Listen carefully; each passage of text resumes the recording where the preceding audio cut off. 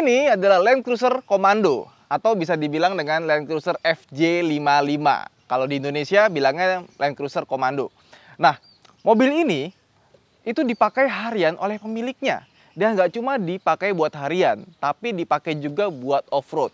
Jadi kalau misalkan kalian lihat kenapa pakai ban MT, kenapa di depannya ada winch-nya, itu karena memang mobil ini kadang-kadang suka dipakai buat off-road. Bahkan waktu gua nyeburin Jimny ke lumpur, kalau kalian belum lihat videonya bisa lihat di komen di bawah, nyeburin Jimny ke lumpur. Nah, mobil ini tuh datang untuk memberikan support. Kalau misalkan ternyata ada kenapa-napa, tinggal ditarik sama mobil ini karena ada winch-nya. Oke. Jadi seperti apa rasanya mobil tahun 72 ini dan kenapa mobil ini dipakai harian masih sehat-sehat aja, nggak ada kerusakan yang berarti, dan dipakai itu juga masih enak buat harian karena gue udah pakai mobil ini muter-muter ya. Bersama saya Hanif, jangan lupa untuk like video ini, subscribe jika kalian belum, dan jangan lupa follow Instagram saya di @ridwanhr. Kalau kalian lihat di pasaran, mobil ini tuh harganya sekitar 200 sampai 500-600 jutaan rupiah tergantung dengan kondisinya. Dan mobil ini kondisinya sangat-sangat baik. Lihat catnya segala macam itu masih bagus banget, bahkan karet-karetnya pun juga masih bekerja dengan sangat baik. Dan mobil ini dibangun sekitar tahun 2016 atau 4 tahun lalu. Dimana awalnya mobilnya tuh nggak sebagus ini. Dan mobil ini ketika dibangun, itu tujuan utamanya adalah biar bisa dipakai harian. Maka dari itu banyak sekali yang udah diubah di mobil ini biar lebih gampang dan lebih enak kalau misalkan dibawa. Kayak contohnya, mobil ini mengambil DNA, bukan DNA ya, mengambil sebagian parts itu dari Land Cruiser Prado tahun 90-an. Jadi pemiliknya ini beli half cut Prado tahun 90-an dengan harga 80 juta. Diambil mesinnya, transmisinya, dashboard dalamnya, dan juga beberapa komponen lainnya. Makanya meskipun mobil ini tahun 72, tapi jantungnya ini sudah menggunakan mesin turbo 3000 cc pakai hidrolik lagi. Nah, ini dia mesinnya. Dia pakai mesin 1KZ. Udah ada turbonya juga, dan dibandingkan dengan mesin aslinya, ya pertama nyari spare partnya lebih gampang, tenaganya lebih gede, terus juga relatif konsumsi bahan bakarnya lebih irit, makanya bisa dipakai harian. Dan yang paling penting adalah lebih ramah lingkungan dibandingkan dengan mesin diesel jadul. Terus, kalau mesin aslinya itu masih ada, masih disimpan. Dan mesin aslinya itu lebih besar, dia 4200 cc, tapi nggak sebertenaga mesin 1KZ. Jelas, lebih modern. Mesin tahun 72 dibandingkan dengan mesin tahun 90-an. Udah injeksi, udah nggak pakai bos pom lagi, makanya dia lebih halus dan lebih bertenaga. Oke. Oke, salah.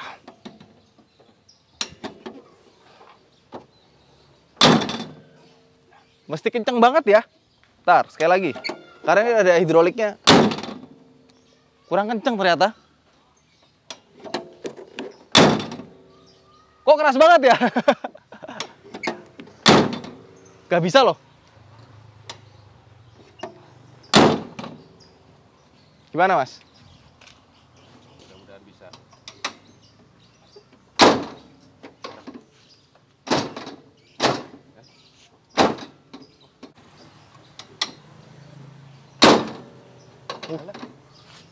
Kencang bener.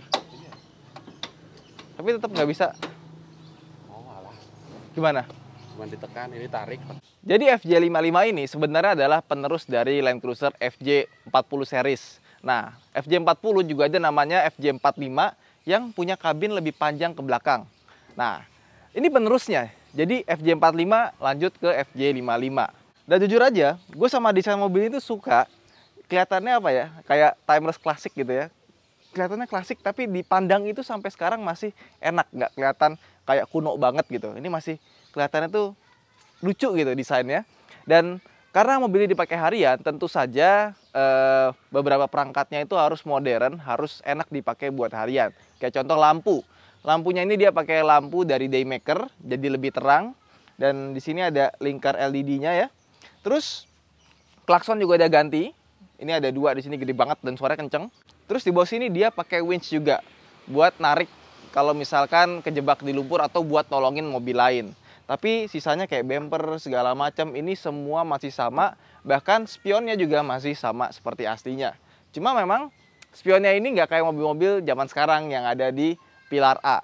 Dia ada di depan, dan entah kenapa setelah gue pakai mobil ini, gue rasanya kok suka sama mobil yang pakai spion di depan sini ya. Jadi pas kita jalan, kita mau lihat belakang gitu, kanan kiri, pas mau belok, itu tinggal ngelirik gitu, nggak perlu sampai kepalanya buat belok gitu ya. Nah terus juga mobil ini dia pakai ban MT karena emang suka dipakai buat off-road. Dan ini pakai velgnya Land Cruiser VX80.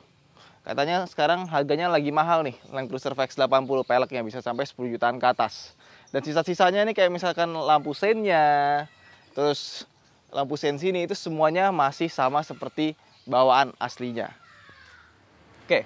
Kemudian yang mendapatkan peremajaan di mobil ini itu nggak cuma sekedar mesinnya, tapi kaki-kakinya pun juga.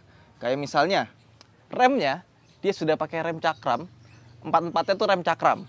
Jadi pengeremannya itu ya lebih baik dibandingkan dengan mobil yang originalnya. Ya karena kalau dipakai harian rem yang nggak enak, itu cukup berbahaya ya. Jadi meskipun bodinya tua, tahunnya tua, pengeremannya itu kayak mobil zaman sekarang. Terus juga dia masih mempertahankan pakai lift spring, pakai per daun. Cuma shock breakernya udah diganti. Dan dia juga menggunakan power steering bawaan dari Land Cruiser Prado tahun 90-an. Jadi pas dipakai jalan, ya setirnya enteng, enak. Ya nggak kerasa kayak bawa mobil jadul. Terus dari samping mobil ini kelihatan panjang. Dia punya 2 buah pintu di bagian samping. Dan pintunya ini bisa dibuka sangat lebar, hampir 90 derajat. Dan pintu belakangnya di sini itu juga dibukanya lebar, hampir 90 derajat. Cuma pintu yang bagian kedua ini, dia tuh agak sempit, nggak selebar yang pintu bagian depan.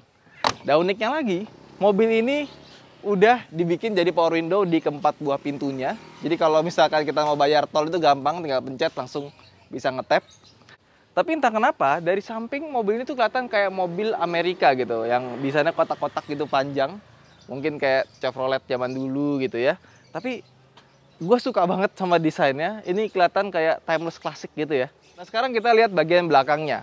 Dia punya pintu yang modelnya split, bukannya ke kanan dan ke kiri kayak kulkas mahal gitu ya. Kayak kulkas mahal. Masa mobil disamain sama kulkas gitu ya.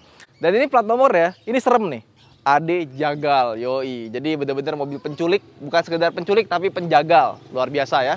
Nah ini buka pintunya. Pertama kita pencet ke sebelah kanan seperti ini.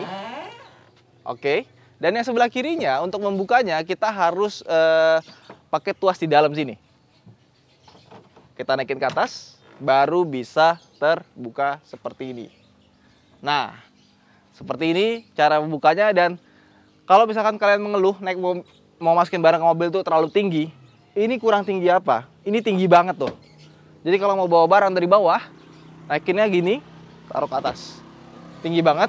Dan buat teman-teman yang suka bawa barang berat, itu kalau bisa, kalau misalkan kita punya barang gitu ya, ngambil barangnya itu jangan begini, kita angkat, nanti bisa sakit pinggang. Jadi caranya adalah kita jongkok, ambil barangnya, kita berdiri itu dengan kaki kita, bukan dari punggung kita.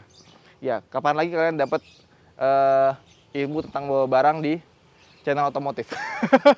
Dan karena mobil ini juga dipakai harian, biar lebih enak lagi, audio juga dipermanis ya. Ini audionya pakai subwoofer juga di bagian belakang.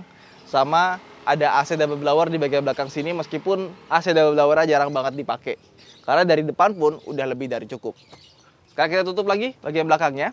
Dan sekedar informasi tambahan, dia tuh punya 2 model desain belakang ya. Untuk yang varian Jepang, itu lampunya itu horizontal. Dan untuk yang varian di luar Jepang, itu lampunya vertikal. Dari atas ke bawah seperti ini. Dan ya ini lampunya masih original, udah agak custom memang. Ini lampu seinnya, ini lampu remnya, ini buat reflektornya, sama ini buat lampu mundur di belakangnya. Dan mobil zaman dulu ini tidak ada plastiknya sama sekali, semuanya itu besi, dari depan, samping, belakang itu besi semua.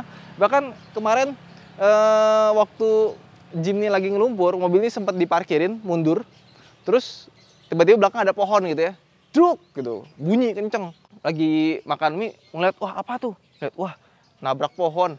Pas maju, dilihat lagi, kok nggak ada baretnya ya kan? Jadi karena bodinya tebal banget ya. Tuh. Ketika nabrak, itu nggak ada yang rusak sama sekali. Padahal nabrak ke pohon lah pas lagi mundur, luar biasa. Emblem-emblemnya ini masih original ya, tulisan 4-wheel drive-nya, Toyota Land Cruiser. Ini juga biar gampang dipakainya harian, dikasih kamera mundur di bagian belakang sini. Lucu ya, jadi pas mundur itu sebenarnya bisa kelihatan, harusnya nggak nabrak pohon kemarin tuh. Oke, sekarang kita masuk ke dalam interior dari mobil ini. Tutup ya. Nah, mobil ini dia punya interior yang sudah berbeda total. Jadi kalau kalian lihat kok dashboardnya pakai molding plastik gitu ya. Harusnya kan dia dashboard itu masih panel-panel besi. Ya karena dashboard ya udah diganti sama dashboardnya Land Cruiser Prado tahun 90-an. Dan ternyata Prado itu interiornya tuh nggak selebar mobil ini. Jadi karena terlalu kecil, sebelah kirinya itu ditambahin plat biar sama gitu ukurannya, biar jadi pas. Dan karena udah diganti semuanya, panel-panel meternya, segala macemnya, ya mobil ini pas kita nyetir itu rasanya kayak mobil modern gitu, nggak kayak mobil tua. Panel AC-nya modern, ada head unit double din-nya. Terus di sini kita tarik ya, ada cup holder, ya copot cup holdernya. Tapi memang setelah diganti seperti ini, buat harian memang lebih enak, meskipun sudah tidak original lagi gitu desainnya. Kayak misalnya setirnya itu jadi lebih pas posisinya, lingkarnya juga pas. Kalau mobil zaman dulu kan lingkarnya tuh tipis dan keras gitu ya dipegang, ini jadi lebih enak. Oke, terus juga kursinya ini sudah ganti sama kursinya Alphard. Jadi ketinggiannya bisa diatur seperti ini. Terus juga pas didudukin pun juga rasanya nyaman sekali, ada headrestnya juga. Meskipun entah kenapa di bagian sini nggak dikasih ini ya, sun visor ya. Jadi kalau misalkan lagi sore-sore atau pagi-pagi mataharinya pas di depan gitu, itu agak silau. Makanya di sini dikasih kacamata. Jadi kalau misalkan lagi waktunya silau, kita pakai kacamatanya. Daradam, daradam. Oke, terus berapa sih kilometer dari mobil ini? Ini nggak bisa jadi patokan. Jadi mobil ini kebetulan sering banget dipakai keluar kota, ke Jakarta segala macam. Ya mobil tua masih sering dipakai karena memang udah peremajaan semua ya. Nah ini di sini tulisannya itu 335.000, tapi gua rasa ini nggak bisa dijadiin patokan karena sudah nggak valid lagi. Ya kalau masih pakai speedometer lamanya pun juga belum tentu dia masih jalan speedometer lamanya ya. Dan ini ada beberapa tombol yang kelihatannya jadi canggih ya. Kayak di sini ada untuk pengatur suspensi ya, jadi hard atau normal, tapi aslinya nggak berfungsi. Terus AC-nya ini bisa diatur dari arah semburannya, mau ke kaki bisa, mau ke defogger bisa, tapi sebenarnya udah nggak jalan karena depannya pun juga udah nggak ada defoggernya.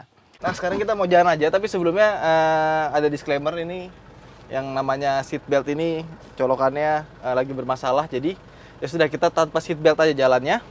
Kita masuk gigi mundur dulu. Transmisinya enak, sama dia punya rem tangan ada di bagian sini, kayak Kijang zaman dulu ya. Nah, udah. Sekarang kita mundur yuk. Lihat spion kosong. Jadi setirnya enteng sekali loh. Padahal bannya pakai ban MT segede-gede gaban. Nah, ini mesin ya. Gue suka banget. Kenapa? Karena larinya enak loh. Ini RPM 1500-an ya, kita gas ya. Tenaganya tuh ngisi. Dan mesin tuh suaranya juga masih oke. Kayak mirip-mirip Panther lah ya, cuma lebih berbobot suaranya. Buat nyusul gitu ya. Masih enak. Transmisinya juga masuk cek gitu. Jadi pantas aja mobil ini dipakai buat harian gitu lah. Orang masih enak. Tuh kan, udah hampir 80 aja. Remnya pun juga masih oke, meskipun masih agak sedikit Senin Kamis. Katanya kalau mau lebih enak lagi, servonya mesti diganti. Segitiga lagi. Dan ini enaknya karena mesinnya udah mesin zaman sekarang. Kalau yang mesin aslinya itu dia belum pakai synchromess. Jadi kalau misalkan kita dari gigi 4 gitu ya, mau masuk gigi 3 gitu ya, kita mesti injek kopling, gas, injek kopling lagi baru masuk. Gitu. Kalau enggak dia agak susah, agak keras. Belum ada synchromess ya. Kalau ini udah ada. Jadi bawahnya udah kayak bawa mobil-mobil zaman sekarang. Kemudian AC-nya juga dingin, power steeringnya juga enteng banget malah. Jadi buat dipakai harian jelas aja mobil ini kayak nggak ada komplainnya gitu, enak-enak aja. Belum lagi kalau kita ngomongin audionya, ada subwoofernya ya, suaranya ya lebih enak dibandingkan dengan mobil standaran gitu loh. Terus getaran mesinnya ini masih ada, jelas lah ya, namanya juga diesel tahun 90-an, tapi masih dalam tahap yang wajar, dan suara mesinnya pun juga masih dalam tahap yang wajar. Katanya waktu masih pakai mesin asli 1972 itu getarannya, suaranya itu berisik banget. Nah, ini udah jauh lebih mendingan. Sama mobil ini ya, ini kan tinggi banget ya. Jadi yang namanya Innova Fortuner itu atapnya kelihatan dari sini. Karena saking tingginya. Tuh. Itu depan ada Avante, tadi ada Innova tadi, tapi dia belok kiri ya. Terus karena mobil ini juga besar, panjang, jadi pas nyetir itu agak rasanya keki aja gitu. Kayak bawa apa ya? Kayak bawa bus kecil gitu. Tapi mobil zaman dulu tuh enaknya kacanya tuh masih tegak lurus. Terus mesinnya panjang ke depan. Jadi kalau kita mau menakar jarak antara mobil depan sama kita itu lebih gampang. Dan juga yang menarik, meskipun ini mobil tua, dia punya kaca film Solar Guard made in USA. Yoi. Dan kalau kalian mau pasang ke rumah bisa ke Autonet Care. Oke, itu aja mungkin vlog kita kali ini. Tapi tenang saja buat kalian yang masih penasaran dengan Land Cruiser, karena abis ini akan ada video tentang Land Cruiser klasik lainnya. Jadi jangan lupa untuk like, subscribe, dan terima kasih telah menonton. Bye!